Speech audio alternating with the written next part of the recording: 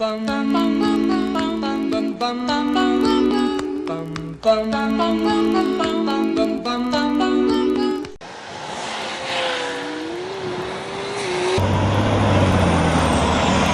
looking at a report produced in 2001 of an experiment in Norway produced by the United States government and a group of oil companies, including BP. An experiment they called Deep Spill. You know, if you've been watching TV, you probably know that most of the oil from the BP oil disaster never made it to the surface, that it ended up in cloud layers in the sea. And that probably came as a surprise to you. It came as a surprise to all the newscasters. It seemed to come as a surprise to BP and everybody.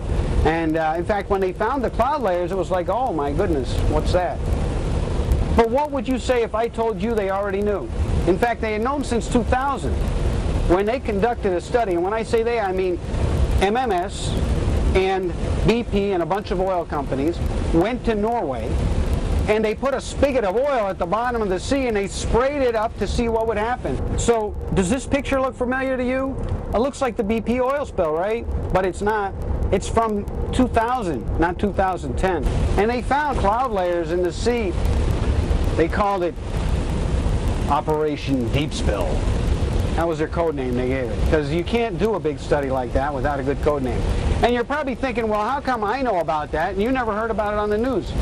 Well, that's because the news sucks. The national networks have all the money in the world, but they never did what we did. We went to talk to the first people on scene. We spoke to Dr. Ray Highsmith at the University of Mississippi. He's in charge of a boat, the Pelican, which was the first research vessel on scene at the Deepwater Horizon disaster. Weren't you out studying at the time that the rig exploded? I'm Dr. Ray Highsmith at the University of Mississippi. I'm the Executive Director of the National Institute for Undersea Science and Technology. The observatory group was actually out there when the rig was on fire. What's the name of that ship? The Pelican. Oh, yeah. Yeah. And, but we wondered if there wasn't oil because of the dispersant, you know, that was floating somewhere. Right.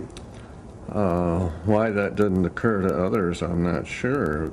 And there had been an experiment off Norway in 2001 or 2, published in 2003, showing that if you release oil at depth, some of it stays there. And he did find oil at depth. But that's not the worst part. The worst part is what's in this report. And anyone who read this report would have read what it said on page 89, and I'll read it to you.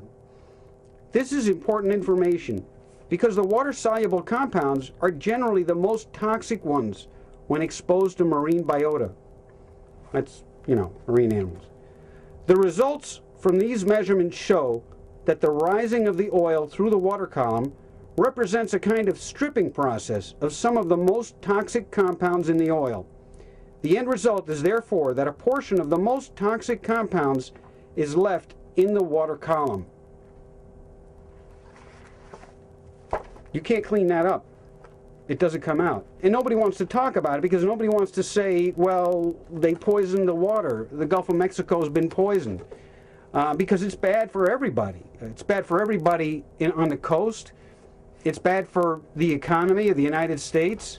It's bad for real estate and fishermen and tourism, but it's important to say because toxic compounds cause cancer.